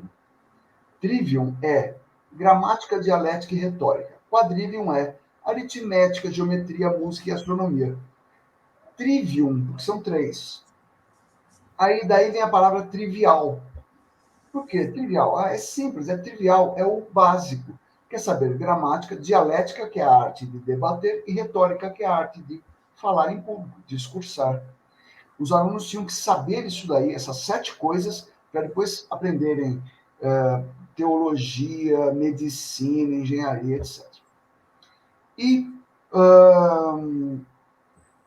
as universidades foram fundadas em Bolonha, em Oxford, não sei o quê, mas isso não interessava, porque em todos os lugares se falava latim. Até porque a Idade Média não era um lugar de trevas, que ficava todo mundo fechado dentro do castelo. As pessoas zanzavam muito pela Europa e havia uma economia muito forte.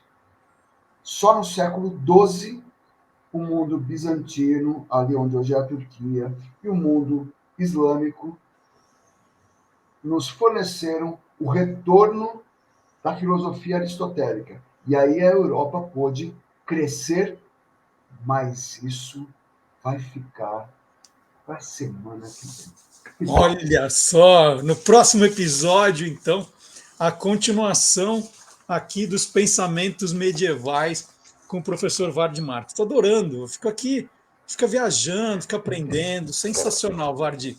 Então, já está marcado, semana que vem você está aqui de volta. Estamos aqui.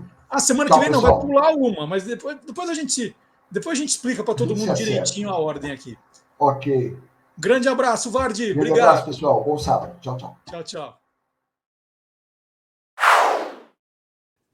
E depois do momento filosofia, é hora de chamar o Guilherme Domenichelli, que é biólogo, escritor, professor, youtuber.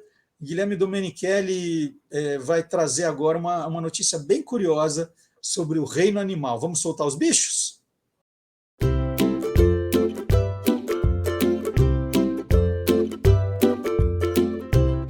Soltando os bichos, com Guilherme Domenichelli. Bom dia, Guilherme. Bom dia, Marcelo. Tudo bem?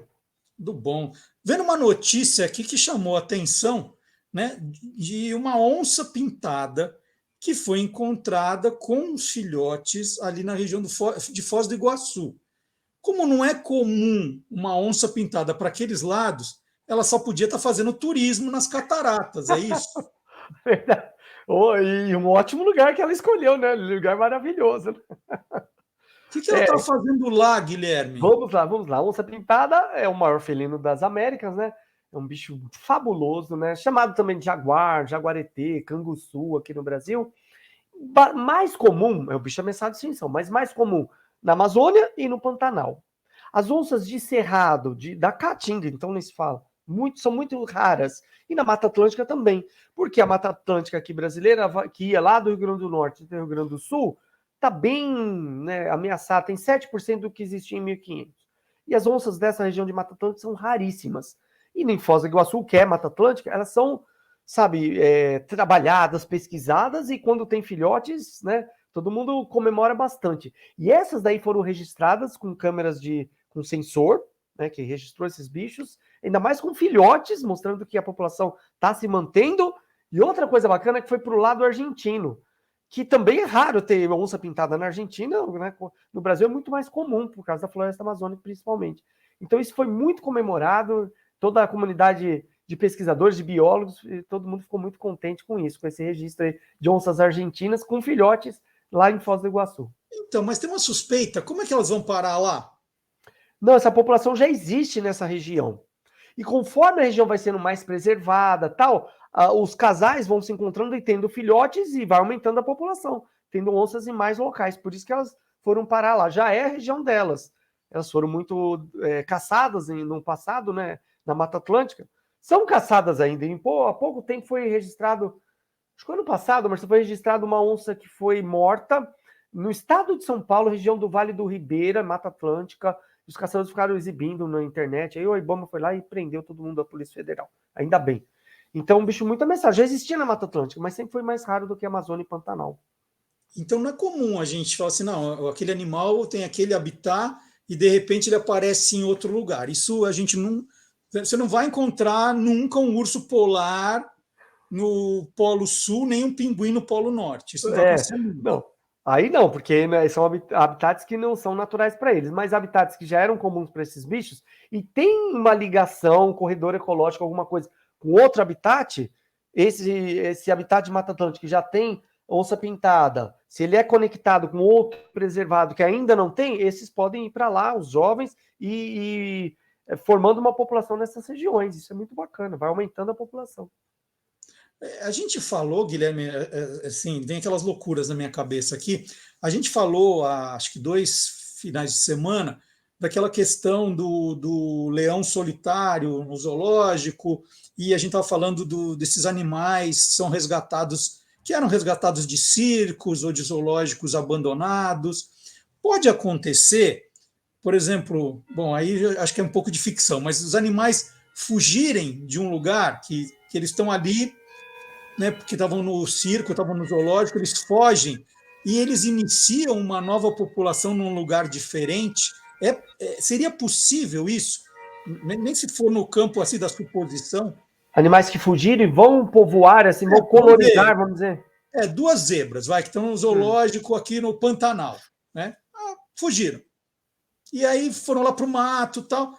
Tem alguma chance delas sobreviverem e formarem uma nova população ali num lugar que não seria o habitat delas? Sim, e tem um exemplo clássico, você vai lembrar disso. Os hipopótamos do tráfico, de Pablo Escobar, que vieram para a Colômbia, ele tinha um zoológico lá com toda a exuberância dele, né, com o dinheiro do tráfico, ele tinha um zoológico, se não me engano, com 4 hipopótamos, se não me engano, e hoje é uma população enorme de hipopótamos, e a Colômbia não sabe o que fazer, porque eles escaparam do zoológico e estão lá no Rio, não lembro o nome do rio agora, mas chegam até nas cidades próximas lá, com hipopótamos, que é uma região equatorial, semelhante à que é na região africana onde tem hipopótamo. Água, capim na borda, tudo de bom para eles, sem nenhum tipo de leão, predador nenhum, hipopótamo reproduzindo adoidado. Outro registro importante, que eu até ia fazer um vídeo disso, não fiz ainda, é de um cervo chamado veado sambar, que é da Índia, já foi registrado no Rio Grande do Sul, talvez de locais de caça que tem no Uruguai e na Argentina. Esses 2 países têm regiões, têm fazendas de caça, né, que as pessoas podem ir lá, safari, para tirar, caçar mesmo. No Brasil isso é proibido. Mas talvez fugiram dessas regiões do sul e chegaram até o nosso Rio Grande do Sul, com esse veado sambar aí. Então é comum, sim, animais grandes e pequenos nem se falam, né? Aí no Brasil tem vários, né, que se adaptaram. Mas é possível escapar e colonizar regiões. Mas aí precisa ter um clima favorável e não cruzar com nenhum predador no caminho, é isso? Exatamente, como você falou, o urso polar não daria certo, né? Se é uma região muito distante e tal, mas se tivesse um circo, um zoológico lá no sul da Argentina, com urso polar, ele escapa e vai para o Polo Sul, eu acho que ele conseguiria se ambientar, sim, pela temperatura, pela caça mais abundante, eu acho que sim. Olha só. E dessa onça pintada, né, a gente viu a notícia que elas estavam acompanhadas com os filhotes. Não é comum também elas aparecerem com filhotes, eles ficam mais guardados, mais escondidos. Isso também foi uma surpresa? Foi, mas foi um registro com câmeras com sensor, então não foi alguém que viu. Porque a pessoa observar isso é muito raro. Porque a onça, ela percebe a pessoa muito antes da pessoa chegar perto ali. Tem o olfato melhor, a audição melhor, tá no habitat dela, ela vai perceber o ser humano. Agora, a câmera que fica ali de pesquisa, que tem um sensor de presença, né? Passou, registra, aí é mais comum. Que, aliás, que é o que a gente usa bastante nas pesquisas de campo, que a gente fala na natureza. São ótimas para isso. Então, registrou com fotografia, filmagem e tal. Isso é fantástico, né? Ver filhotes quer dizer que a população tá bem ali, né? E nessa região onde elas foram localizadas, você falou ali, Mata Atlântica, ali na Argentina, perto de Foz do Iguaçu, o que fauna a gente vê? Que animais são mais comuns ali? Antas, capivaras, coatis, veados, várias espécies de aves. Tem muita fauna, tem muitos animais para elas caçarem ali. Dá para ter uma cadeia alimentar muito bem feita ali, todos os níveis da cadeia. Então fica populações, uma comunidade grande de animais ali, bem bacana. Muito bom. Eu conversei mais uma vez com o Guilherme Domenichelli. Semana que vem O Guilherme está de volta, o Guilherme que é autor de vários livros, você já conhece os livros do Guilherme. De todo modo, aqui na descrição do vídeo tem link para os livros, todos os livros que o Guilherme já lançou, e o Guilherme está também com o canal Animal TV no YouTube, youtuber de 1 milhão de seguidores aqui do meu lado. Valeu, Guilherme, até semana que vem. Tchau, até semana que vem. Obrigado, valeu. Bom, deixa eu aproveitar, né, que a gente está falando de bichos, para contar uma curiosidade que eu lembrei também. Eu estou lembrando de muita coisa que me emocionou bastante essa semana. Então, eu vou contar essa, porque eu tenho feito muitas apresentações online para escolas, né? Os alunos leem algum dos meus livros e aí eu sou convidado para falar para os alunos, né? Tenho feito isso online para atender mais escolas. E essa semana eu falei para uma escola sobre o Que Nem Maré, que é um livro que eu fiz para um público mais adolescente, né? A gente fala que é para o ensino médio, ali 9º ano, os 3 anos do ensino médio. Foi um livro que eu lancei no ano passado. É um livro muito querido, né? Um livro muito querido. E uma das curiosidades que as crianças têm é sobre o que eu escrevo aqui, sobre o relógio que o personagem principal tem na casa dele. Ó. O relógio da cozinha de casa é muito bizarro. Em vez de números, ele tem desenhos de pássaros. Os anos deixaram as imagens e os nomes bem desbotados. A cada hora cheia, o relógio faz o som de um pássaro. Eu me acostumei a acordar às 5 da manhã com o pio do curiango e precisava sair de casa antes de o sabiá laranjeira se pronunciar. Voltava da escola a tempo de ouvir o curió cantar. Desacostumadas com a cantoria, algumas visitas se assustavam e reclamavam do relógio. Então, é o primeiro parágrafo do livro, do Que Nem Maré. E as crianças falaram assim, mas como é que é esse relógio? Né? Elas são muito curiosas. E eu tenho o relógio. Ó. O relógio é o que eu descrevo, que tem em casa. Né? Olha só, os pássaros estão desbotadíssimos. Gente, o horário está parado porque ele está sem pilha, viu? Porque senão ele ia ficar tocando aqui com a gente fazendo o programa, não ia dar muito certo. Mas as visitas se assustavam. Às vezes estava a visita na Copa, ali tomando um café, aí dava hora cheia, o passarinho cantava, a pessoa assim pulava da cadeira. E tem uma história bacana, vocês vão ver que está aqui, Daugas. Né? Daugas é o nome do maior ornitólogo brasileiro, Johann Daugas Frisch. Vou até colocar um GC com o nome dele aqui, para quem quiser depois procurar na internet a história dele, que é uma história genial. Ele é filho de imigrantes dinamarqueses, nasceu em São Paulo, está com 93 anos, é um maior estudioso dos pássaros brasileiros, saía gravando, todos esses sons de aves brasileiras, né, que estão aqui foram gravadas por ele. Ele é um gênio da ornitologia brasileira, né, o estudo dos pássaros. E eu fui fazer uma entrevista com ele, acho que na época para a Veja São Paulo, quando eu trabalhava na Veja São Paulo, e depois da entrevista ele falou, quero te dar um presente, né? E aí me deu o relógio. Eu amei esse relógio é do coração, ele fica na copa aqui de casa. E quando estava começando a escrever o livro novo, era a época da pandemia, a gente ficava ali o tempo todo em casa, tal. Às vezes, só para mudar de ambiente, eu escrevia um pouco no escritório, eu ia escrever um pouco na sala, eu ia para a sala de jantar, e no dia na sala de jantar, né, que a copinha fica do lado, assim, aí eu olhei para o relógio e falei, nossa, esse relógio ele é muito curioso, eu vou colocar no livro, e abri o livro com ele. Né? Então, as crianças ficam curiosas, você mas como é que é esse relógio? Como é que você criou isso? Eu não criei nada, o relógio tem em casa.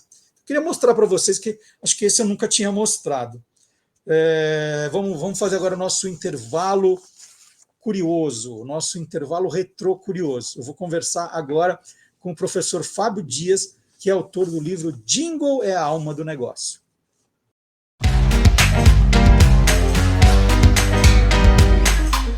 Clube do Jingle. Bom dia, Fábio! Bom dia, Marcelo, tudo bem? Tudo bom?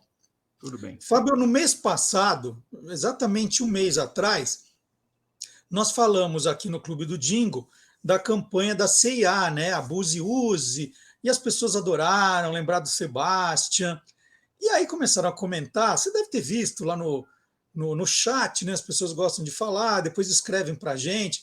Aliás, tem o Elias de Maceió, que ele está doido com você, que ele quer porque quer o jingle do Babalu Banana.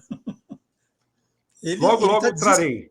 Ele manda toda semana mensagem para a gente cobrando. Não, já avisei o Fábio, né? Ele quer do chiclete Bubalu Banana. Deve ser ótimo. Eu não lembro, mas deve ser espetacular. Pode avisar ele que nos próximos programas trarei o Bubalu Banana. Aí, Elias, está prometido no ar aqui, então é garantido. Bom, eu sei que o pessoal comentou dizendo, puxa, C&A tem campanhas maravilhosas, extraordinárias, tem que voltar a falar da C&A. Aí te mandei o recado e falou, vamos falar de novo da C&A. O que tem da C&A? Então, aquela campanha que a gente falou há um mês atrás, o Abuse e Use, ela assim, marcou uma mudança de comunicação nas campanhas de C&A. Ela é de 90. Nos anos anteriores, a C&A trabalhava principalmente nas mudanças de estação, sobretudo no verão, com grandes clipes. Era uma coisa assim institucional, não era campanhas de varejo mostrando peças. Em 1986, ela fez um grande clipe com a música Summertime, onde o Tony Ozaná e a Rosa Maria, hoje conhecida como Rosa Maria Collin, ou Colin, eu não sei qual é a pronúncia correta, cantavam Summertime. E em 1988, aí foi um comercial, a gente chama de arrasa quarteirão, porque todo mundo só falava desse comercial, né? Que era um grande clipe, aliás, dirigido pelo o Walter Salles, né? Foi um comercial dirigido por um grande cineasta, e que mostravam cenas de verão ao som de California Dreaming, cantado pela mesma Rosa Maria. Então ficou um negócio muito bonito, ficou lindo, assim, visualmente, a fotografia do comercial era linda, e a voz da Rosa Maria, com o arranjo que fizeram de California Dreaming, ficou espetacular.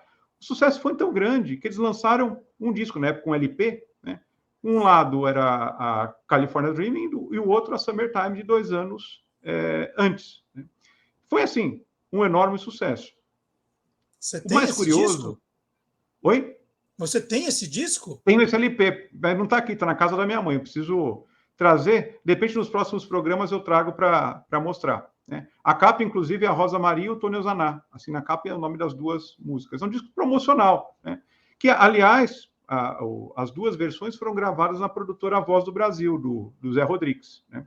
Que na época fazia muita coisa para a C&A, né? Nesse período gravaram muita coisa para a C&A. E assim, o curioso, a gente estava falando do California Dream, é que a letra não fala exatamente de verão, né? A letra fala de inverno. E assim, diz que gostaria muito de estar passando o verão em Los Angeles, né? Mas descreve o inverno, as folhas estão marrons, né? O céu está cinzento e tal, né? Muito legal. Mais alguma curiosidade? Eu estou ansioso para ouvir. Não, vamos assistir, assim, que eu acho que o comercial, o jingle, falam por si só, porque é um negócio muito bonito. Talvez, também tem que dar o desconto do tempo. A gente vai assistir um comercial de 1988, em 2023. Talvez ele não surta o mesmo impacto que a gente teve naquela época. Hoje, talvez tenha mudado, mas eu não sei se você lembra, no trabalho, na escola, era comum no dia seguinte, você viu aquele comercial, você viu tal coisa na TV, as pessoas, né? Hoje se perdeu um pouco, né? E eu me lembro que isso foi comentado por muita gente durante muito tempo, porque era um comercial muito bonito, e assim, a interpretação da Rosa Maria também era linda, né? E nessa conversa minha com o Fábio, às vezes ele fala de um produto, aí eu aproveito para contar um pouquinho da história, né? Falar, o produto foi assim, quer dizer isso, tal. C&A tem uma história muito bacana, né? São 2 irmãos holandeses, o C e o A. Só que em vez de contar aqui, Fábio, eu estou preparando um vídeo que vai estrear aí nos próximos dias também no Instagram do Guia dos Curiosos, então vou guardar essa história, mas vou deixar aqui o teaser para o pessoal acompanhar, que é uma história bacana dos 2 irmãos que criaram a marca.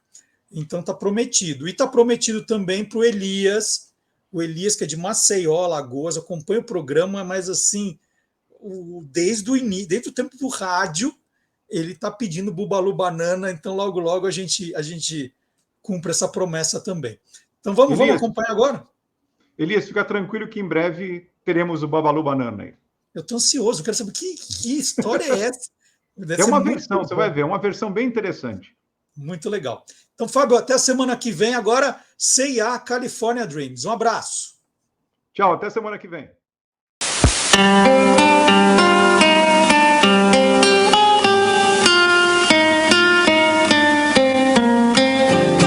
All the leaves are brown and the sky is gray. I went for a walk on a winter's day. I'd be safe and warm if I was in LA. California dreaming on such a winter's day. California dreaming on such a winter's day.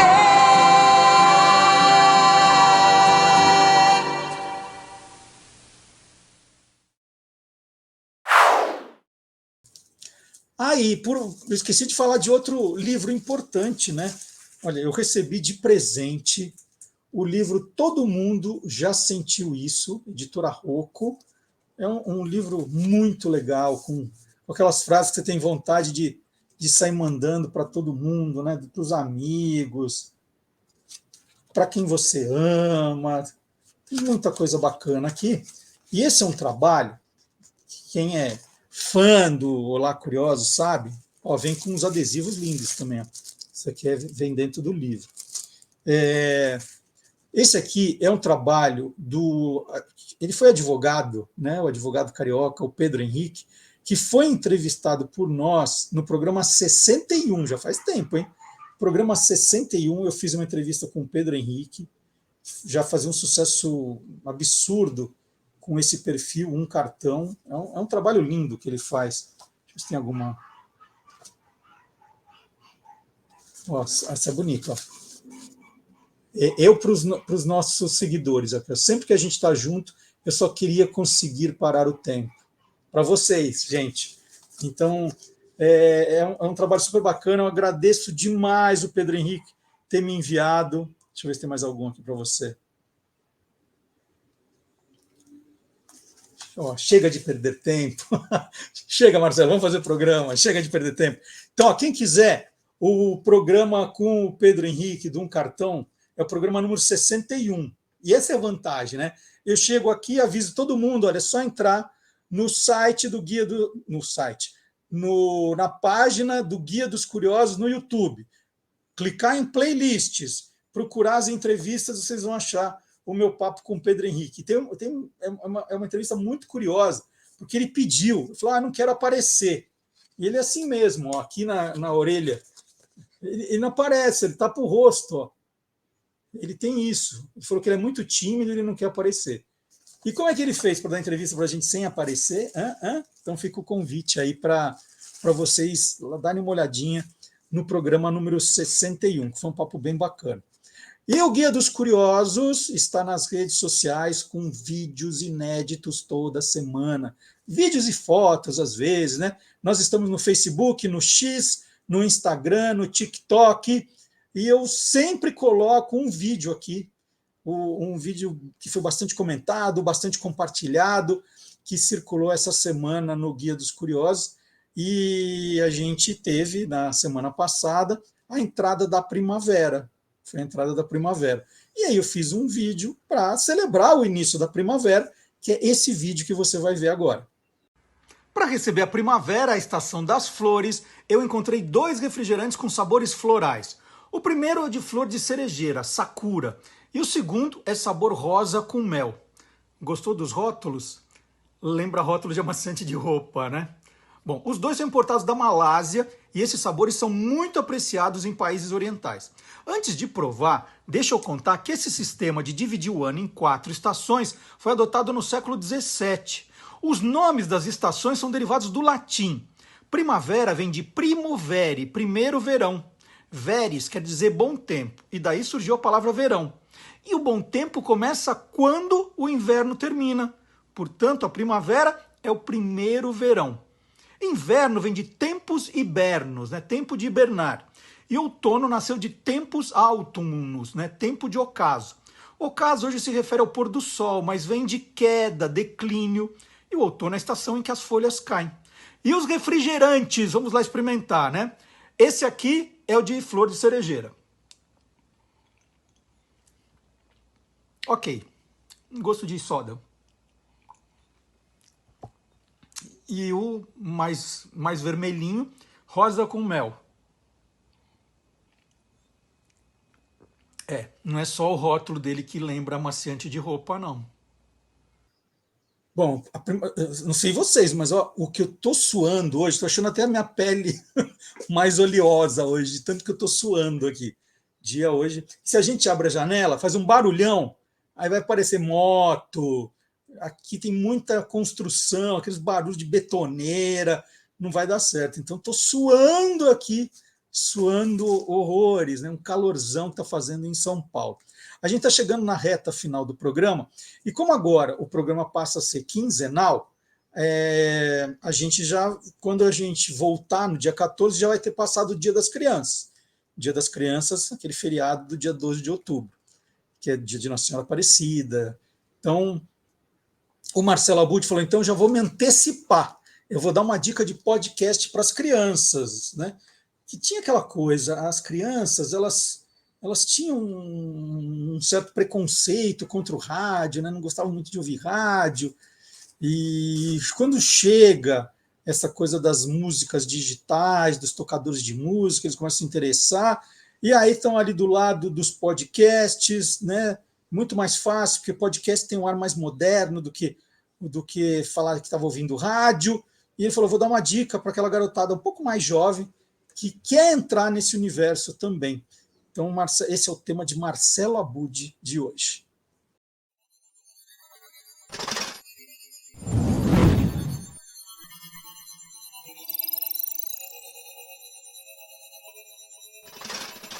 Hoje pode. Com Marcelo Abud. Bom dia, Marcelo Abud! Bom dia, Marcelo Duarte. Bom dia, boa tarde, boa noite para você curiosa, para você curioso que quer saber tudo o que acontece na podosfera, esse incrível universo dos podcasts. Gente, ele está cada vez pior com isso. Eu quero entrar num coral, Marcelo Duarte. Estou gostando. Abud, eu lembro quando a gente começou você já está falando de podcast há muito tempo, mas quando a massa começou a falar de podcast, que isso virou, né, vamos dizer, uma novidade, todo mundo querendo investir, eu fui assistir uma apresentação sua no Teatro da FAP, você fez ali uma mesa com gente que estava produzindo conteúdo, e vocês apresentaram uma pesquisa que a FAP fez, né? Você chamou atenção para alguns nichos pouco explorados. Eu lembro que um deles, que você falou ali, era essa área infantil, né? Podcasts para criança. Você falou, olha, se eu tiver que dar dicas de caminhos para serem tomados, você falou, tem muita coisa ainda. Hoje em dia, já passou muito tempo, já tem uma quantidade muito maior, mas quando você falou, olha, público infantil não está sendo bem cuidado na podosfera. Como é que está hoje isso? Hoje já é diferente, né? Hoje eu acho que todos os públicos estão bem contemplados, tem produto para todo mundo mesmo, e no caso, o público infantil, além de estar bem servido, tem uma novidade que eu achei muito boa, ouvi mesmo e fiquei viajando na história, porque eu tenho um envolvimento muito sério com esse conteúdo que eu vou destacar aqui hoje, que é o DPA, o Detetives do Prédio Azul. Por quê? Porque meu filho era pequeno, adorava, né?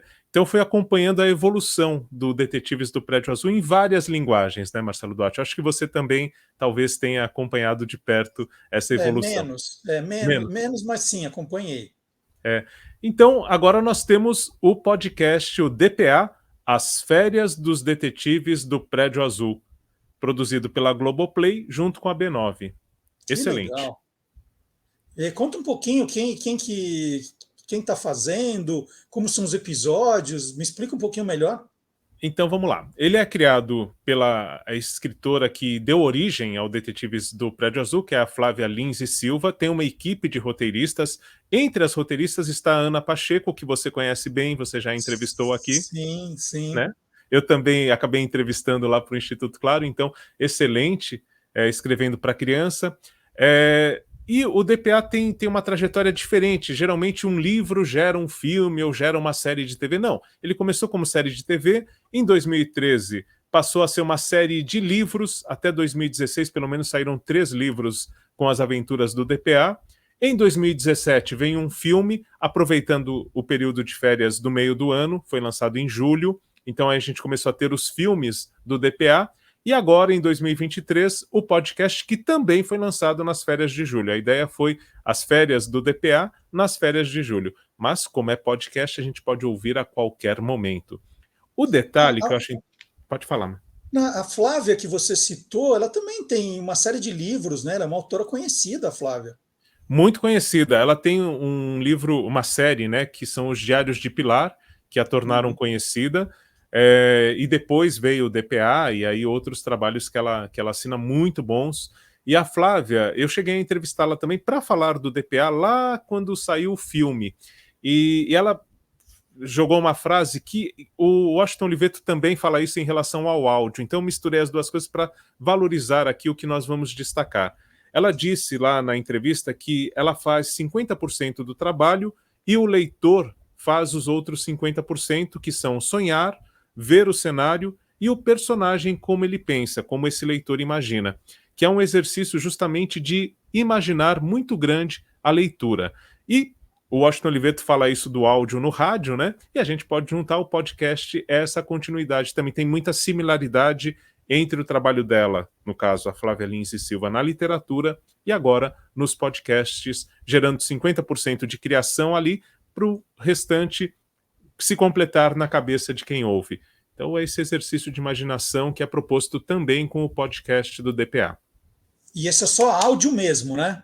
Só áudio mesmo, são 10 episódios com média de 13 minutos. As pessoas encontram no YouTube Music também.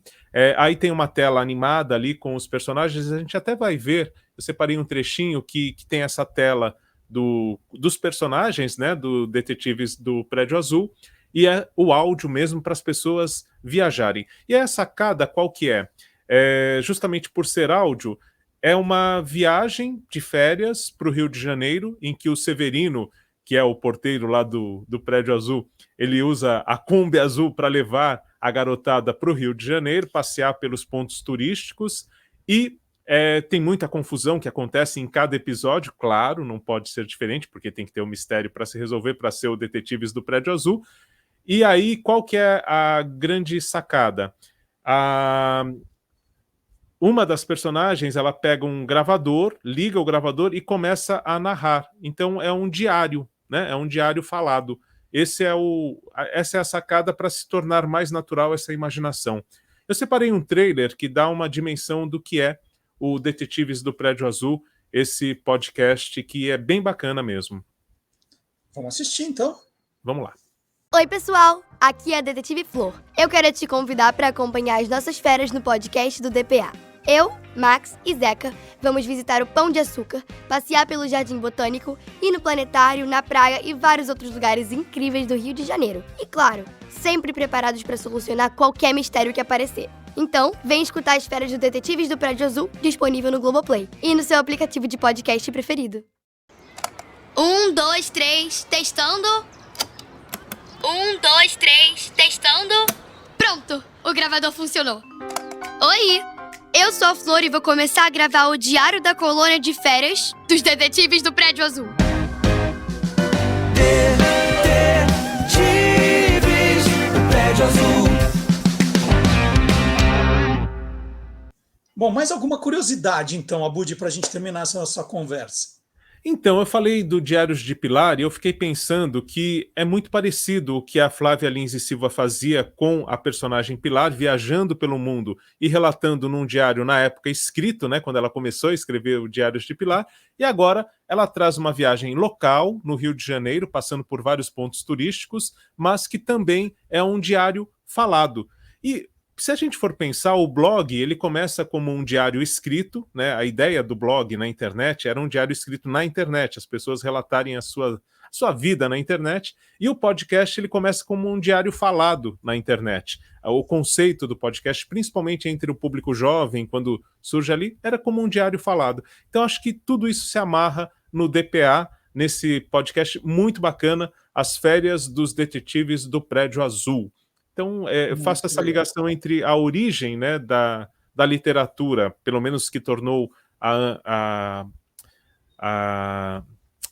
esqueci o nome da escritora agora, a Flávia Lins e Silva, conhecida, o Diários de Pilar, com o que ela faz agora no podcast, com os diários falados dos personagens dos detetives do Prédio Azul.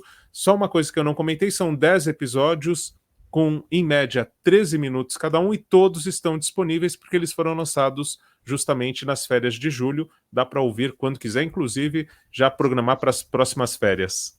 Muito legal. Fiquei morrendo de vontade de ouvir. Mas só Uma depois delícia. do programa. Só depois do programa, tá? Senão eu vou sair daqui para eu ouvir agora, dá confusão. Grande Abud, muito obrigado. Semana que vem está de volta. Valeu, um grande abraço, até lá. Então é isso, gente. Terminamos assim a nossa fase do programa semanal. A partir de agora, o Olá Curiosos passa a ser quinzenal. Uma semana sim, uma semana não. Então já deixa anotado na agenda, né? Ah, esse sábado tem, esse sábado não tem. No sábado que não tem, vou ouvir os programas que eu perdi, vou lá conferir os programas que eu gostei mais, né? Vai ser muito divertido, até você reouvir o programa mais uma vez, vai ser show. E agora voltamos dia 14 de outubro, então, tá? Então, 14, 28 e assim sucessivamente. Muito obrigado pela audiência de todos. Não se esqueçam de ir embora, de deixar o joinha antes de ir embora. Vocês estão super econômicos. Deixe o joinha, compartilhe, comente com os amigos. Dia 14 de outubro eu estou aí de volta com Olá Curiosos. Tchau, gente!